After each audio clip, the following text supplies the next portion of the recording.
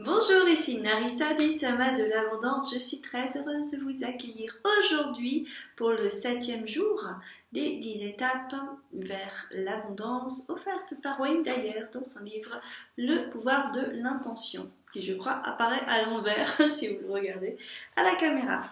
Alors, aujourd'hui, que nous dit Wayne pour la 7e journée? Il vous propose de surveiller vos émotions car elles vous informeront de l'état de votre lien avec l'esprit universel de l'intention. Les émotions fortes comme la passion et la félicité sont l'indice que vous êtes en contact avec l'esprit, que vous êtes inspiré si vous voulez. Lorsque vous êtes inspiré, vous activez des forces dormantes et l'abondance que vous recherchez sous diverses formes, apparaîtra dans votre vie.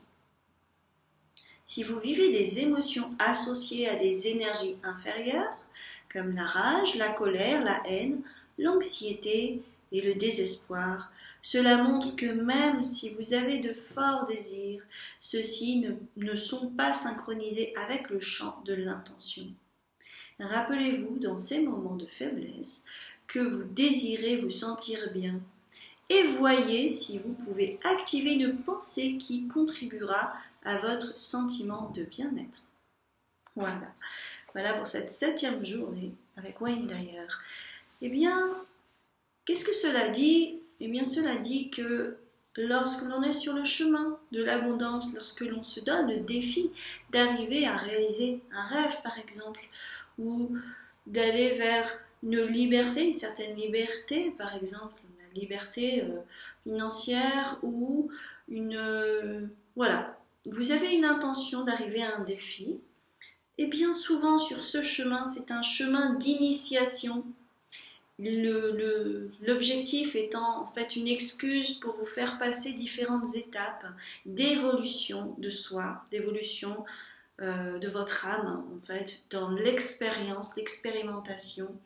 Et forcément, il y a des défis qui vont venir à vous, des défis, des épreuves, des expériences. Et également des émotions, des remontées d'émotions, des remontées de blocage en fait, d'anciens souvenirs qui reviennent. Et pourquoi ils reviennent ces souvenirs? Pas pour vous embêter, pourquoi elles reviennent ces émotions? Pas pour vous bloquer, mais pour que vous les regardiez et au moment, à l'instant T où vous vous trouvez maintenant, différemment de quand vous étiez dans le passé, où vous avez peut-être vécu des traumas, des choses difficiles, eh bien, et que vous n'avez pas réussi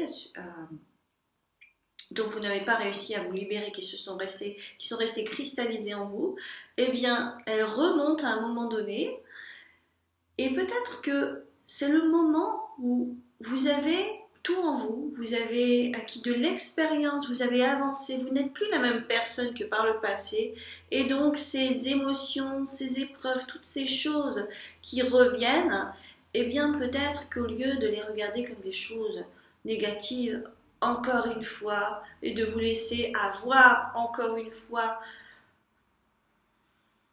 de vous laisser avoir par votre ego, par votre peur, par vos peurs, eh bien regardez avec recul et bienveillance l'occasion en or, encore une fois, de dépasser, d'aller encore plus loin que toutes ces émotions qui viennent peut-être vous envahir.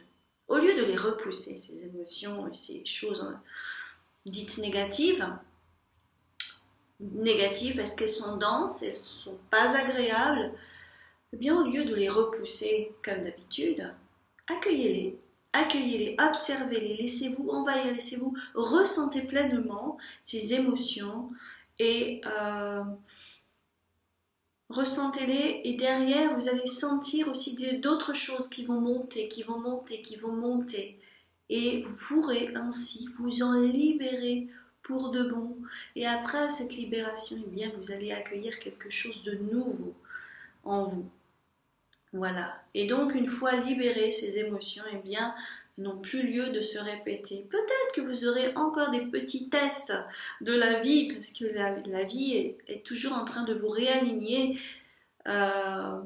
pour vous demander en fait, est-ce que c'est vrai que vous voulez aller dans cette direction? Est-ce que vous voulez continuer dans cette direction? Ok, petite épreuve, ok, c'est bon, et bien vous continuez dans cette direction ou peut-être que vous déviez. Voilà pourquoi il est important d'accueillir vos émotions et les choses que l'on qualifie de négatives et qui ne sont en fait que des mémoires, des choses cristallisées, tout simplement, ou des choses désagréables au ressenti, mais qui n'en sont pas moins importantes. Plus vous allez rejeter, repousser, refouler les émotions, plus elles vont se cristalliser et plus elles vont se remanifester par l'avenir encore plus fort, d'une façon peut-être encore moins agréable. Et donc, c'est pour ça qu'il est important, comme des experts, de nombreux experts vont vous inviter à le faire durant le sommet de l'abondance, d'accueillir pleinement et de vivre pleinement vos émotions. Voilà pour aujourd'hui. Nous nous retrouvons demain pour le 8e jour, des 10 étapes vers l'abondance de Wayne Dyer.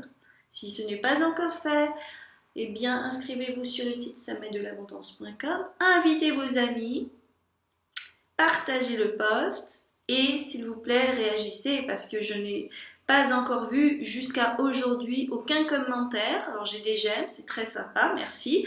Mais mettez vos commentaires. On n'est pas obligé d'être d'accord avec ce que je dis. Réagissez. Vous êtes d'accord avec ce que je dis? Vous avez envie de rajouter quelque chose ou de partager une expérience ou quelque chose qui fait tilt en vous? Partagez-le s'il vous plaît. Pourquoi? Eh bien parce qu'en fait, en écrivant, vous mettez de l'énergie. Vous mettez de l'énergie dans le flux de l'abondance. Et en mettant de l'énergie dans le flux de l'abondance, déjà, vous pouvez, eh bien, votre commentaire, votre réponse peut servir à d'autres personnes qui se disent la même chose mais qui n'osent pas. Alors, si vous osez pour les autres, eh bien c'est encore mieux, vous rendez un énorme service et en plus de ça, eh bien, en donnant, vous recevez forcément à un moment donné. Alors, allez-y, écrivez. J'attends avec impatience vos premiers commentaires.